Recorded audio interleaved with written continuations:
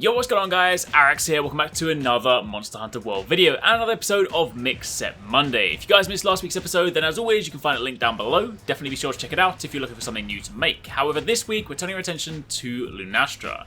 Lunastra is the latest monster to enter the Freyan world, and with her came a whole array of new weapons and gear. So I mentioned last week that I tried to do a Lunastra special, and that's exactly what we've done. This week's sets make use of either Lunastra armor or weapons in some way, shape or form. Also, I had a lot of you guys asking if I can show off my sword and shield set that I was using in a couple of the videos last week, the one that makes me look a little bit like Shovel Knight, the kind of bright turquoise one, so I've included that as a set in this episode. It's definitely fast become one of my new favourite sets at the moment. Additionally, just before we dive into the sets, I want to let you guys know that there will not be a Mixed Set Monday episode next week, as both myself and TwoSixNine will be in LA for E3, so there will be tons of awesome videos coming your way for you to watch that week, but you'll just have to wait an extra week for the next episode of Mixed Set Monday. But anyway, with that out of the way, let's turn our attention to this week's sets. First up, we have a damage-focused sword and shield set with a little bit of support capability from Argonos. It's built with both Lunastra parts and the Lunastra Xeno'jiiva SnS, the Empress Edge sticks. And this set is cool because, well, it's almost identical to my one, the one that you guys wanted to see. The main difference being that this one uses Lunastra parts to also give you max wide range, so you can support people at the same time as going all out. It's comprised of the Nogigante Helm Beta, the Kulve Tiroth's Aya Beta, the Empress Vambrace's Beta, the Nogigante Coil Beta, and the Empress Greaves Alpha. Your charm is the Attack Charm 3, and the weapon of choice is the Empress Edge Sticks, which comes with natural razor sharp. On the decoration front, you're then going to want 3 Blast Jewel 1s, 1 Attack Jewel, 3 Tenderizer Jewels, 2 Critical Jewels, and 1 Friendship Jewel. Altogether, this then gives you the Lunastra 2-piece set bonus, Stamina Cap Up, to increase your stamina cap, and you then get attack boost level 6 for that plus 18 attack and 5% affinity.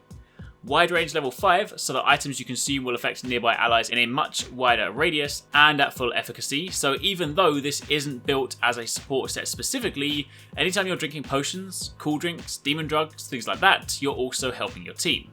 Then on top of that, leaning into the blast that the weapon has, you have blast attack level 3 for that plus 20% build up. Now I mentioned before that blast isn't as potent as it used to be in previous games, but given the free slots it doesn't hurt to spec into it anyway. That being said, if you really didn't care about blast, you could use those 3 slots for something else. Health boost, critical eye, another attack jewel, you name it. You then have critical boost level 3, increasing your critical hit damage up to 140%. You have weakness exploit level 3 for that 50% affinity when striking weak spots. Maximum might level 3 for a further 30% affinity when your stamina is full. Stun resistance level 2 is just a byproduct of the Kulve Tiroth chest piece. Health boost level 2 comes from the Lunar gloves, but still, it's plus 30 health, so why not? And again, from the weapon you have Razor Sharp, which halves the rate at which your weapon loses sharpness, allowing you to maintain that white sharpness for longer, and you really do notice that in combat. I spend a large portion of my hunts in white sharpness now, thanks to Razor Sharp, and you just tend to sharpen in between engagements. So all up, this is a very nice set. Altogether, you can have 100% affinity with this when striking weak spots, so it's a good, offensive, damage-focused set that also allows you to somewhat support your team thanks to wide range.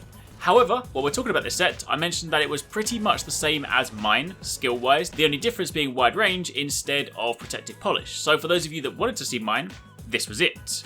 Mine is a little bit harder to make since it uses the USJ legs. I use them partly because it gives me crit boost and also partly because I just like the way they look, so it's semi-fashion at the same time. But on top of that, it also has a spare slot which I use to throw the Sharp Jewel in, and I also have the Teostra arms instead of the Lunar arms. So I then augmented my SnS for affinity because with either of these sets, you can get 100% affinity, so you're always critting provided you're hitting weak spots, which is super handy. So as you can see, there's not a great deal of difference between the two. The benefit of Argonos' set is that you don't need USJ parts, and to be completely honest, I'd say his is probably better. Wide range is a great bonus to have, and that health boost on top without sacrificing any skills apart from protective polish, which in truth isn't necessary thanks to Razor Sharp. So all up, a solid sword and shield option, and especially if you don't have USJ parts, then definitely make the first one.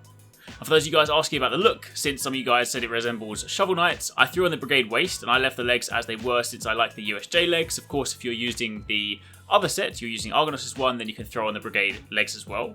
And then I also threw on the Samurai arms and I coloured it bright turquoise to match the weapon, and that is how I got the look. Moving on from there, next up we have a light bowgun set from Growthor, and this one is built with the Lunastra Xeno'jiiva variant, Empress Shell Sticks. The main reason for choosing this one is the Xeno'jiiva variants come with Spare Shot, which is an incredibly useful skill for bowguns and bows.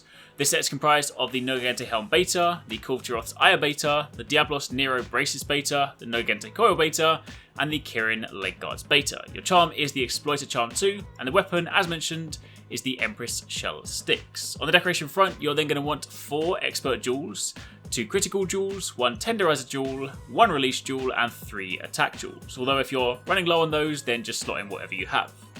Altogether, this then gives you attack boost level 5 for that plus 15 attack and 5% affinity, critical eye level 4 for a further 15% affinity, ammo up level 3, expanding your clip size for your ammo, critical boost level 3, again for that 140% crit damage, and weakness exploit level 3 for a further 50% affinity when striking weak spots.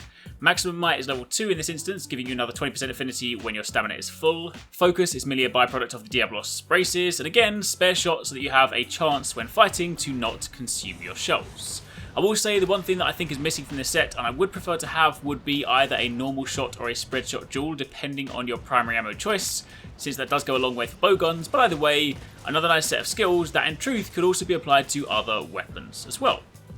And then finally, to round out this week's episode, a cosplay set that is also functional to a certain degree. This set comes from Big Ox Jim, and as a massive Zelda fan, I had to pick this one, but it's his attempt at Ganondorf from The Legend of Zelda. This set is comprised of the Guild Cross Circlet Beta, the Damascus Mail Beta, the Kulvtiroth's Rage Beta, the Valhazak Coil Beta, and the Kulvtiroth's Wrath Alpha, although the waist is covered with the Brigade waist piece to give you that overall look. The weapon is Dante's Devil Sword, the charm is the Artillery Charm, and if you do want to make it functional, then here are the decorations and the skills that you can get out of it. Not a bad selection for what is ultimately a fashion cosplay set. But that, my friends, is pretty much it for this week's episode. A couple of nice sets to play around with, and a look at the set that I was using for those of you guys that wanted to make it. Remember, there won't be an episode next week. Instead, Mix Set Monday will return the week after. But in the meantime, if you guys want to submit your own sets, then you can either send the details to mixsetmonday@gmail.com, or you can join the Arekkz Gaming Discord and submit them in the Mixset submission thread. Be sure to keep it locked, as we'll have lots of exciting videos for you guys to watch next week while we're at A3. But until then, thank you for watching, take it easy, catch you next time, peace out.